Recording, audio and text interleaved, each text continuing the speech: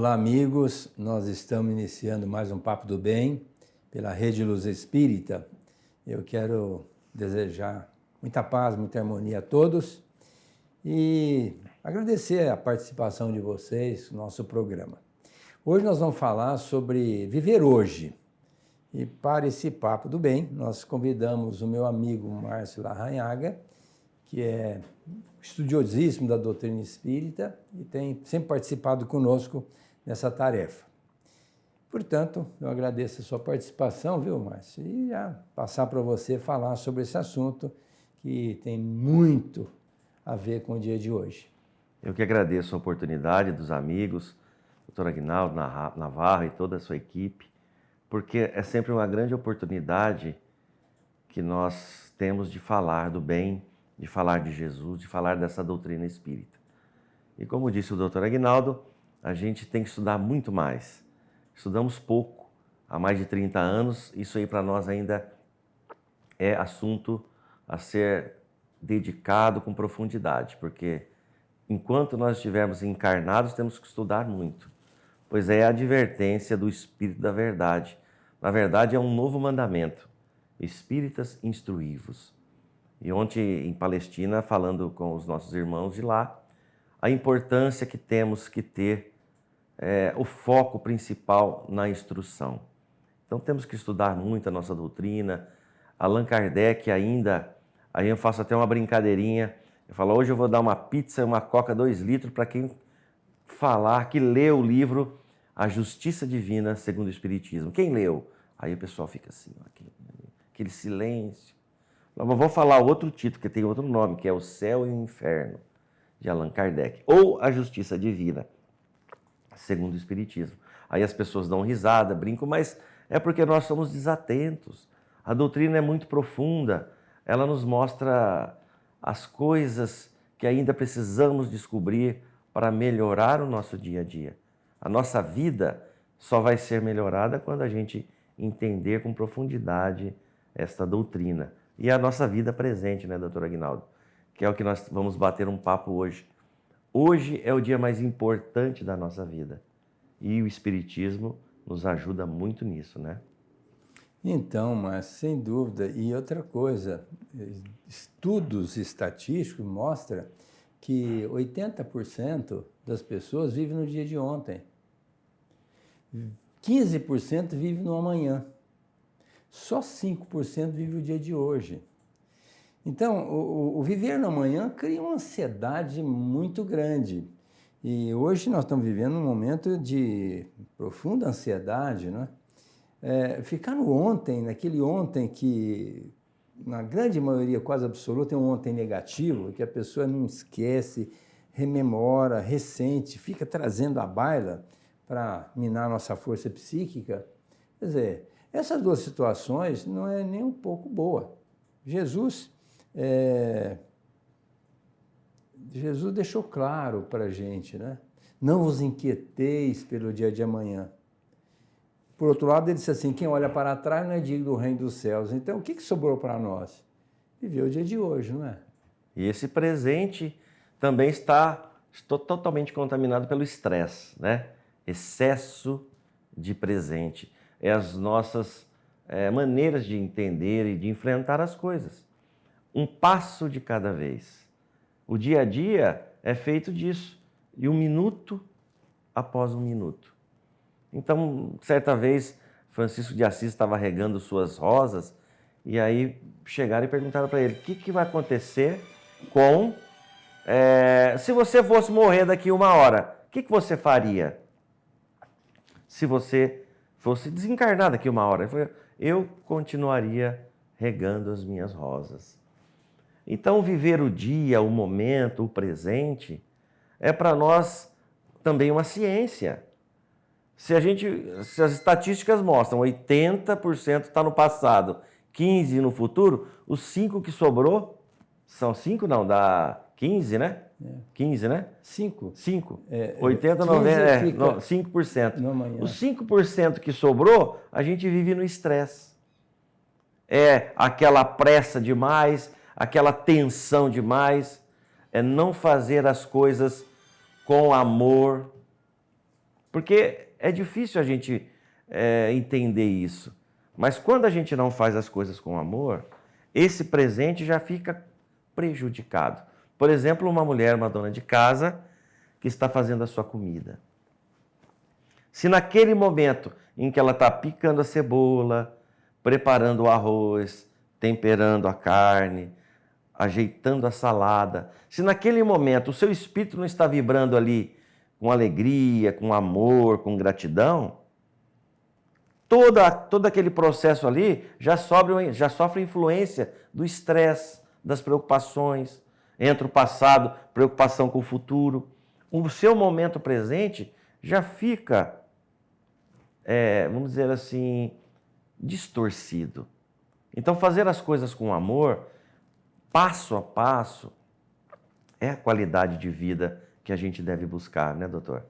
Sim, o próprio Eclesiastes diz que nós temos um tempo para nascer, um tempo para morrer, um tempo para chegar, um tempo para sair, um tempo para adoecer e um tempo para sarar.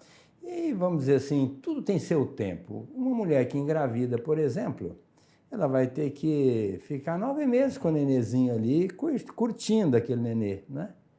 E, às vezes, quando ela tem o parto, ela entra numa depressão pós-parto.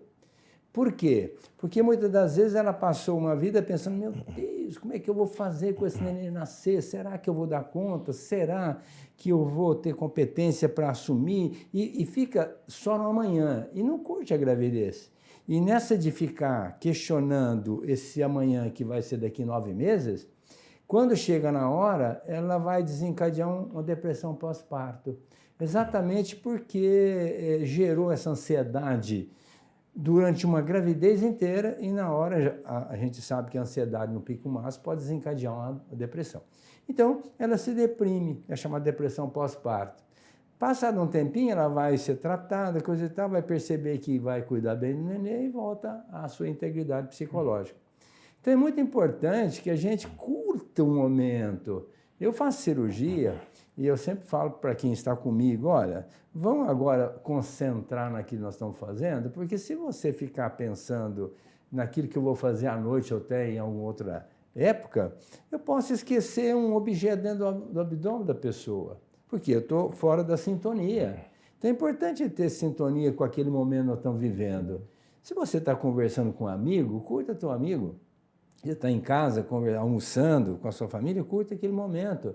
Então, é muito importante a gente viver aquele momento. Agora, tem pessoa que descansa pensando em trabalhar, trabalha pensando em repousar, repousa pensando em fazer outras coisas. Quer dizer, a pessoa nunca está em paz, com a convergência para aquilo que está fazendo. Ou seja, faz muito mal. E depois não vai dar certo, é o menino que está pensando que não vai passar no vestibular. Ao invés de concentrar no estudo, ele está pensando, meu Deus, como é que vai ser no final do ano se eu não passar e coisa e tal, e o que eu vou fazer? Ele está pensando no final do ano e não estuda. O que vai acontecer no final do ano? Não vai passar. Está vendo? Eu sabia, esse negócio. Quer dizer, a pessoa, ao invés de ficar estudando e esperar o final do ano, não. Deixa de estudar e fica lá no final do ano, não presta atenção, não concentra, não fica ali convergente e depois não vai passar. Então, tudo na vida é importante que a gente fique centrado naquilo que nós estamos fazendo, né, Márcio? É porque a vida, ela é contínua, né? Nós ganhamos um presente de Deus que é a imortalidade. E aí, esses dias eu estava pensando, vamos lá falar sobre presente, sobre a força de Deus. Nós, às vezes, não meditamos na força de Deus. A força do bem. Porque o bem contamina o universo, faz parte do universo. Mas na nossa vida atribulada, a gente se esquece de que esse bem é a força maior. Às vezes a ignorância faz com que o homem tenha medo, se preocupe com o mal, mas se esquece do bem. Nesse momento que nós estamos aqui, imagine o que o Dr. Bezerra está fazendo. Imagine o que Francisco de Assis está fazendo.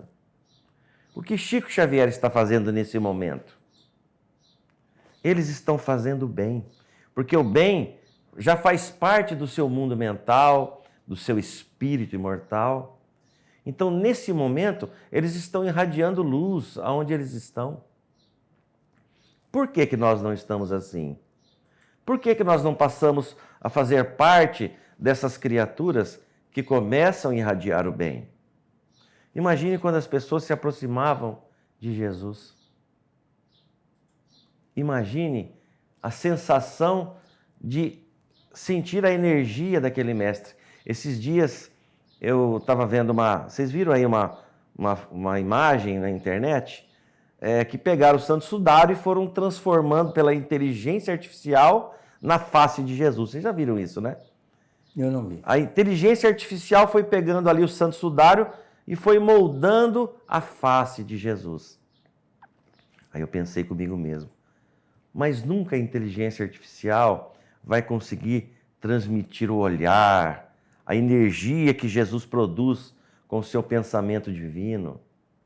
Então a humanidade, ela está tão presa nessa tecnologia que está avançando demais e se esquece do pulsar do Espírito, que é essa vibração, esse pensamento presente do bem, que irradia por onde passa.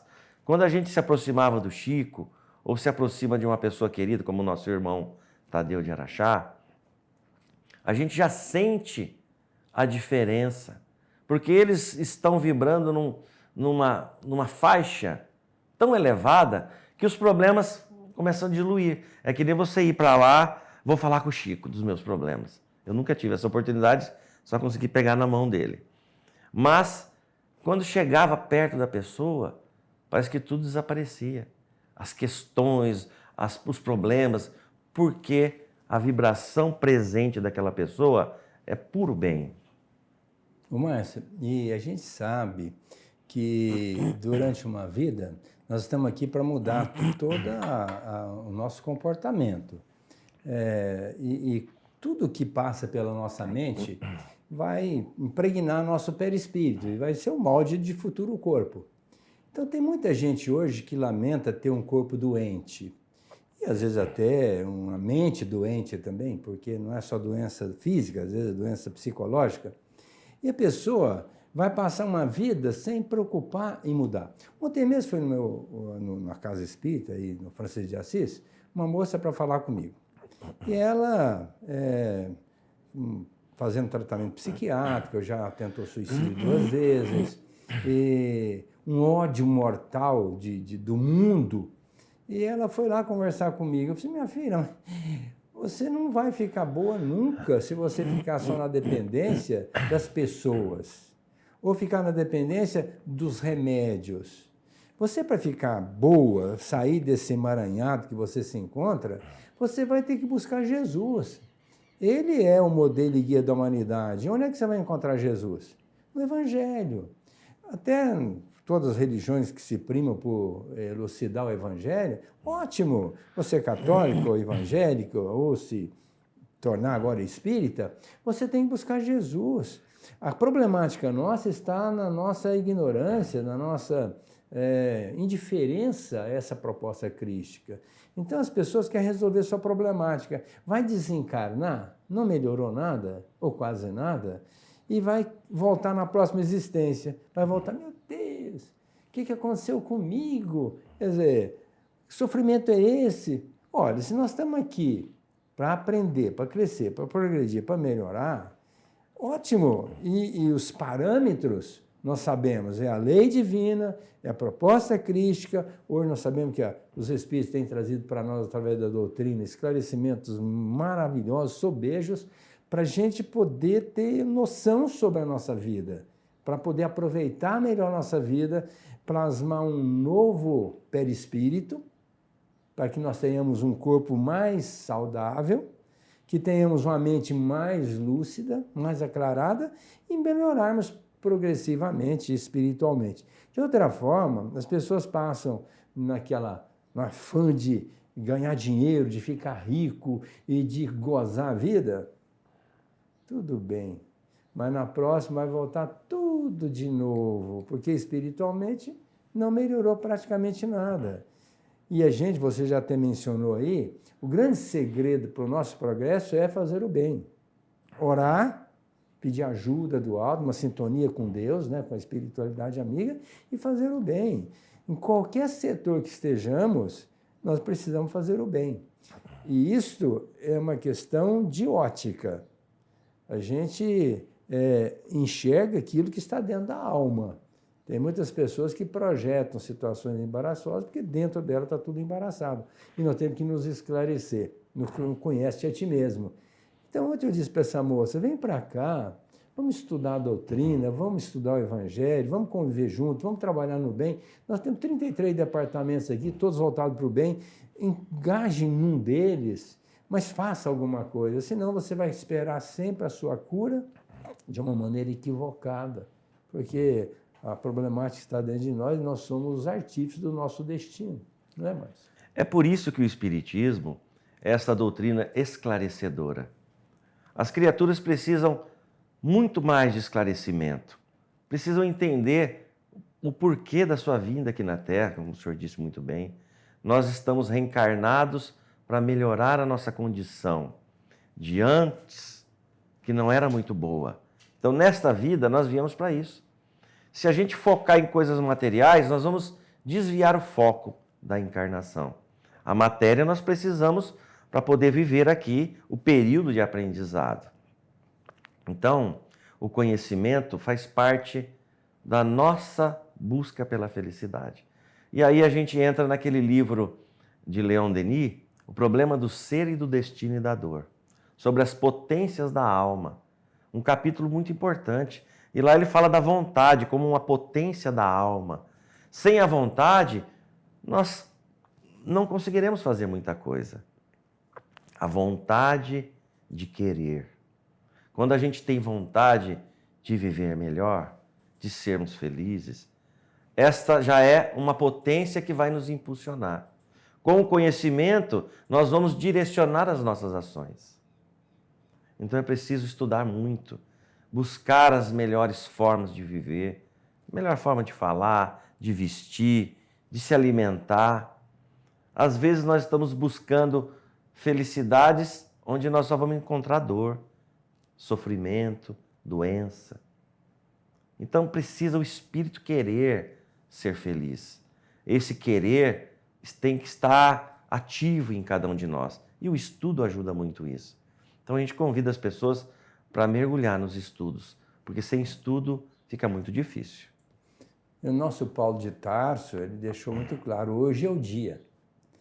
Quer dizer, não dá para ficar no amanhã. Amanhã eu vou fazer, segunda-feira, mês que vem, o ano que vem.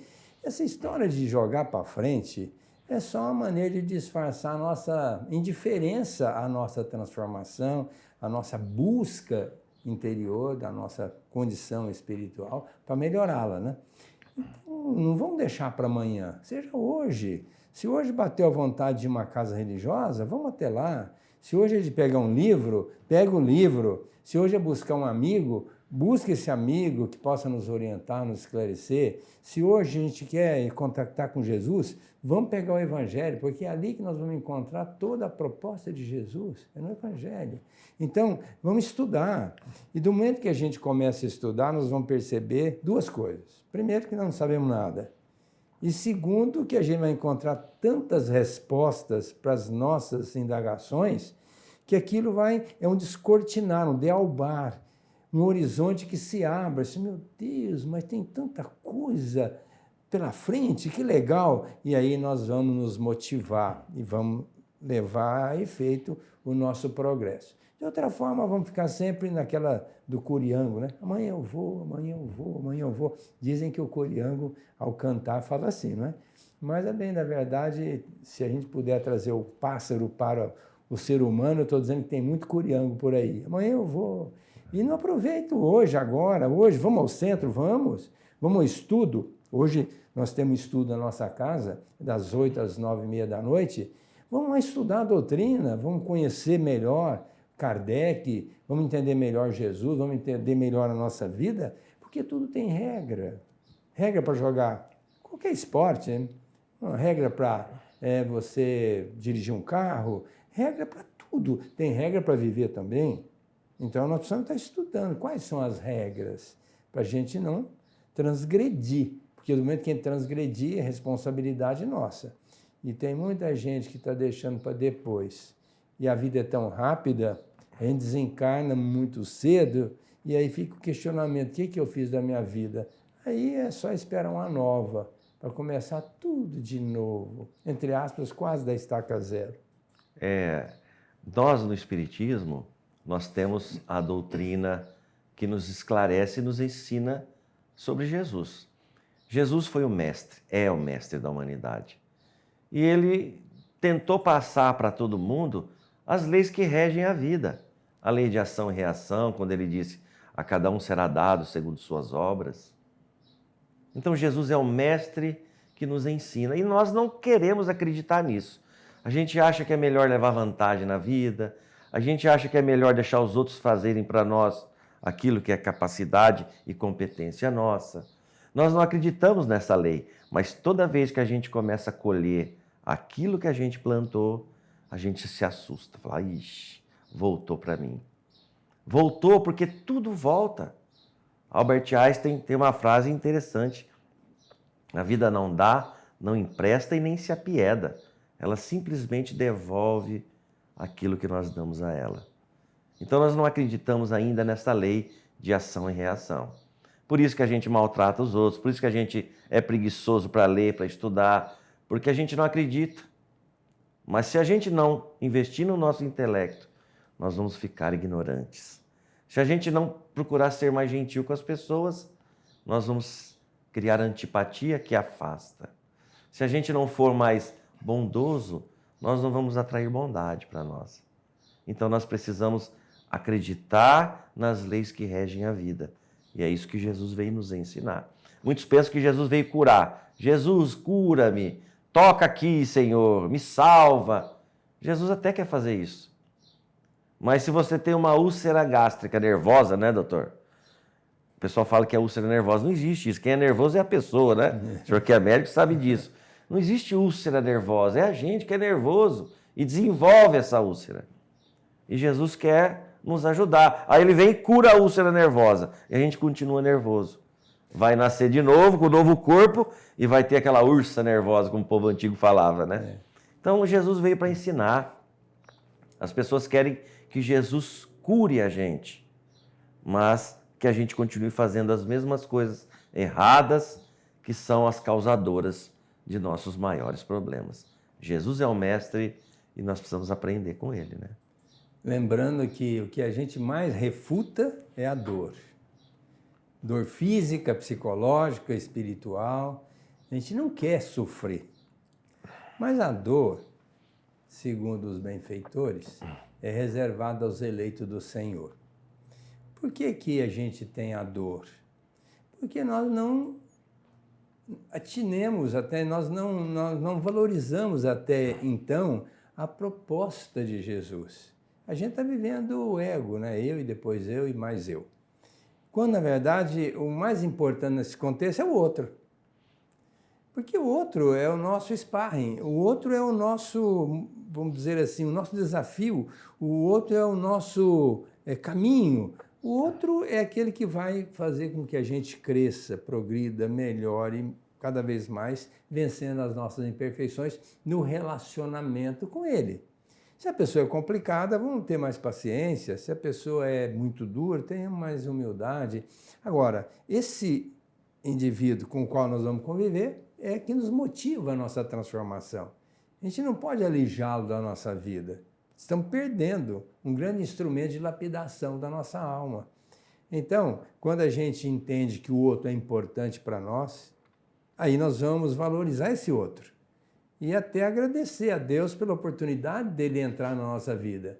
E nós temos o outro todo dia, toda hora, nas mais diferentes condições, em sentido socioeconômico, em condição intelectiva, em condição emocional. Nós estamos com o outro ao nosso lado todo dia diferente, nas mais diferentes situações, para a gente aproveitar.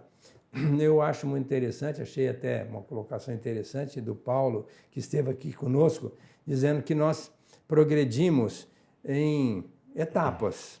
Hoje, aliás, quem falou isso foi o Jamiro, nem foi o Paulo. Ele disse assim, que a gente hoje está trabalhando a paciência.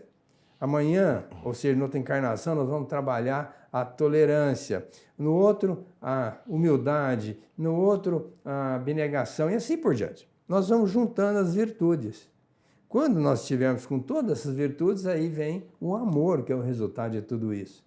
Então nós temos que trabalhar as nossas imperfeições, as nossas vicissitudes, transformando em virtudes. São as túnicas nupciais que Jesus faz referência para nós participarmos do banquete celeste. Ou seja, quanto mais virtude, mais amor, mais nós estamos distante dessa dor. Porque se a dor vem, como ela é eleita pelo Senhor para nos levar ao progresso, é uma contingência. Nós é que estamos dizendo sim ou não a essa dor. O orgulho nos cega, né? Porque as pessoas à nossa volta nos ensinam. A gente tem à nossa volta criaturas incríveis, com características diferentes. Pessoas com 90 anos dispostas, querendo viver, querendo fazer as coisas sem reclamar. Aí a gente tem do lado jovens que só vivem reclamando da vida, tudo tá ruim, nada tá bom. Aí a gente encontra outra pessoa que agradece ao sol que brilha, o ar que respira. Enfim, nós temos pessoas à nossa volta nos ensinando toda hora. A convivência é a arte do crescimento. Toda vez que a gente foge dessa convivência, nós estamos fugindo da evolução. Então, os grandes homens, as grandes criaturas que pisaram na Terra, amavam as pessoas, conviviam com as pessoas, estavam sempre próximas das pessoas. Toda vez que a gente foge dos nossos trabalhos no bem, toda vez que a gente foge da assistência social, de estender a mão quem precisa, toda vez que a gente foge de um diálogo esclarecedor, a gente está fugindo do crescimento, do aprendizado. É por isso que no Espiritismo, né, doutor, a gente convida as pessoas a trabalhar no bem. Trabalhar e estudar, as duas asas do progresso. O Emmanuel fala que o aprimoramento mental requer constância de esforço no bem e no conhecimento. Constância de esforço é aquilo que nós pouco fazemos. Certa vez um discípulo, um jovem, queria ser sábio e aí procurou Sócrates. E Sócrates, pois não, meu jovem, vamos ali. Estava na beira do mar ali, né? E foi entrando no mar com esse jovem. E quando chegou acima da cintura, Sócrates pega na cabeça do jovem e pergunta, você quer o quê mesmo? Quero ser sábio. O jovem queria ser sábio e foi procurar Sócrates. Aí Sócrates mergulha a cabeça daquele jovem no fundo do mar e segura. Aí o jovem lá pensou, meu Deus, esse homem ficou louco mesmo, quer me matar afogado. E segurou, e a hora que o jovem não conseguiu mais suportar a falta de ar, ele pulou, jogou Sócrates a uma distância e disse, mestre, você está ficando doido? Sócrates falou, não, o dia que você quiser ser sábio, como você quis o ar lá embaixo, vem me procurar. Virou as costas e foi embora. Então a sabedoria de um grande filósofo como Sócrates já alertava para a vontade, querer. Porque se você não quer, sabe aquela história, quando um não quer, dois não brigam? Então o querer é fundamental em tudo. Então a gente tem que despertar nas pessoas o querer. O que você quer? Quer viver o dia de hoje bem? Comece sorrindo, comece agradecendo. O dia vai ser bom, né, Navarro? Senão, fica difícil. Olha, nós temos que encerrar o programa, o tempo urge. Agradecendo a participação de vocês. Até a semana que vem. Com a gratidão a você, Márcio, por participar conosco. Um grande abraço a todos. Um abraço.